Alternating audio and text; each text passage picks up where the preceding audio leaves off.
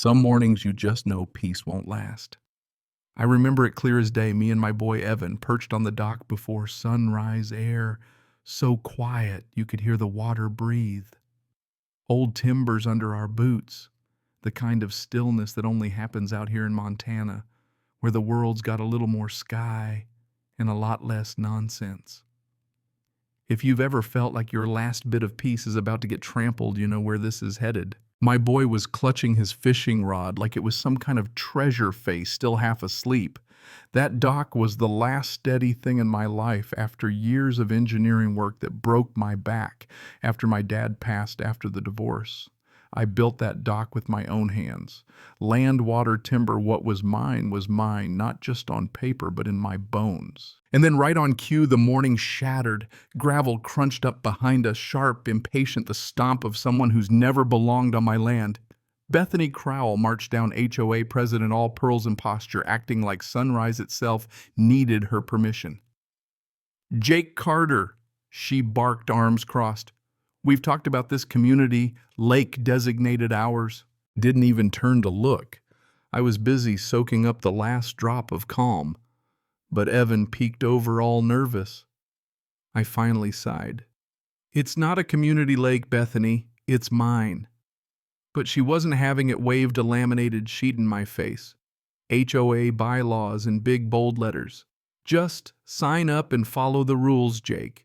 Don't make this harder than it needs to be." "My deed goes back before half these houses existed," I said, keeping my voice low. She just smiled like she'd trapped me. That's what everyone says before they learn what the community expects. She tapped her badge of a paper, all righteous. "Refusal to comply leaves me no choice." Out came her phone. "This is a trespass complaint. Subject refuses to leave restricted lakefront." And just like that, she called the law on me. Right in front of Evan. My jaw set, but I kept my tone steady for my boy. "She's calling the cops on the guy who owns this dock." Bethany just squared her shoulders. "Let the sheriff decide." Evan's hand gripped my sleeve. "Dad, did we do something wrong?" "Not a thing, son. Not a thing." But Bethany stood tall, waiting, staging the whole scene for my kid to watch me get hauled away. 5 minutes later, sirens wound through the pines, echoing off the ridgeline. Sheriff's cruiser rolled up, dust, curling lights cutting through dawn. Bethany looked triumphant. If she could get away with this once, she'd do it again, bet on it. Deputy Harris stepped out, boots heavy on the gravel. Not a stranger, he'd helped me once when a cow busted through my fence. Decent man by the book, but right now he looked stuck. "Jake," he said, "careful." "Ma'am reported trespassing on restricted HOA property." I held out my deed. "This is my shoreline. No HOA here." Bethany cut in, waving her rules. "Our committee regulates all usage." Section 4 Deputy. Harris glanced over her sheet, frowning. "These aren't county stamped." Bethany's eyes flashed. "They don't need to be. Private HOA rules supersede county oversight." That's when I lost patience. "Show me a single map that says this shoreline is shared." Bethany pressed her lips tight. "It's common knowledge." That phrase always comes out when paperwork's slipping through their fingers. Pulled my deed from my back pocket, handed it over. "Page 2. Boundaries right there," Bethany scoffed. "Forged paperwork won't save you, Jake. People cut corners after a divorce." I ignored it, but I saw her confidence wasn't shaken. She believed her own story. Harris flipped to the survey, brow furrowing. "Your description says shore-to-shore ownership up to the dam line." "Unusual. County approved it," I replied, "when my dad and I rebuilt the dam." Bethany turned to Harris, sweet and poisonous. "Our committee's maintained this shoreline for years. We have bylaws, fees, structures. He's violating the peace fishing." I snapped, more like harassed, not warned. Harris just looked tired of the whole thing, civil fight masquerading as a crime, but Bethany had a binder ready, color-coded, thick as a phone book. Harris finally said, "I need to take this back to the office check with the county. Both of you stay put." Bethany bristled, threatened to file a formal complaint. "You do that," I said. I'll file mine too. She froze just for a second. As Harris drove off, Bethany hissed, "You can fight, or you can accept what the neighborhood expects." I stared back. "I expect you to quit lying about what you don't own." She stepped away, chin high. "We'll see whose paperwork holds up." The next morning, there it was, bright orange envelope on my gate. Urgent HOA notice. Fake seal list of infractions. Unsafe dock, unapproved fence noise violations. 750 due in 10 days. Laughed once, no humor in it. Drove Evan to school, saw a white SUV parked by the fence. Some guy taking pictures, dock fence boathouse. Just code compliance for the HOA, he said. "There is no HOA here," I told him dead flat. He bolted wheels, spitting gravel. That afternoon, the township inspector showed up, another anonymous complaint, this time about dock safety.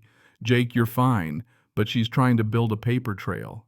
Enough fake complaints and she'll make it look official." That's when it clicked. Bethany was trying to turn lies into law just by piling up enough paper. When I picked Evan up from school, he looked shaken. A lady in a white SUV said, "We always fish illegally." My hands tightened on the wheel. Bethany had crossed a line, dragging my boy into it. Third envelope taped to the boathouse, this one a thick registration packet. Rules, dues, permits, fake legalese, printed like the real thing. She was betting nobody'd have the guts or knowledge to call her bluff. But she didn't know me. I'd spent years knee-deep in real regulations, permits, codes, the works. Her fake boundary map tried to swallow my dock, my whole shoreline, an illegal land grab hidden behind red lines. Enough was enough. I called Sarah Whitfield, the best land rights attorney in the county. We took everything to the Sanders County office. The clerk ran records, no HOA filings, no covenants. My parcel was clean, full rights attached, no encumbrances. Bethany's entire authority was built on thin air. Back at the house, Sarah compared the real survey to Bethany's fake one. "She drew her boundary lines right over your land. This is fraud." Then we dug into my father's dam papers. County, state, even federal marks, full waterbed rights, shoreline ownership, everything tied to the Carter family, unless formally transferred. That meant every dock, every walkway, every HOA structure was built on my land with zero authority. Sarah grinned. "Don't show your hand yet. Let her double down, then end it in public." Meanwhile, I talked to neighbors Tom Bennett, who'd paid fines out of fear. Mrs. Holston, elderly and scared, threatened with losing her driveway over a ramp. Bethany had conned half the valley. At the next HOA meeting, Bethany strutted her routine, fake bylaws, fake fees, the whole circus. But with the sheriff neighbors and Sarah at my side, I laid out every real deed, every real map. Showed water rights, dam permits, photos, GPS timestamps. The sheriff looked at Bethany. "This is official. You never owned this lake." Bethany's board members backed away, neighbors stared, and she finally broke. The sheriff ordered all HOA activity suspended. Bethany tried to argue, but her husband Rick saw the evidence. Her kingdom crumbled. The next day, Morales brought the county's order, dissolve the fake HOA restitution to every neighbor, scammed, fraud charges pending. The whole valley felt lighter. Martha drove up in her old Subaru. "We all thought she had power," she told me. Turns out the only power she had was the fear we gave her. She squeezed my hand. "I'm not afraid anymore." Sarah and I filed the final confirmation, lake rights, bed, shoreline, all mine. The county stamped it, no higher ground left for Bethany to stand on. Illegal HOA structures would be removed, restitution funds paid out, and a new optional co-op was formed for basic stuff, plowing, road repairs.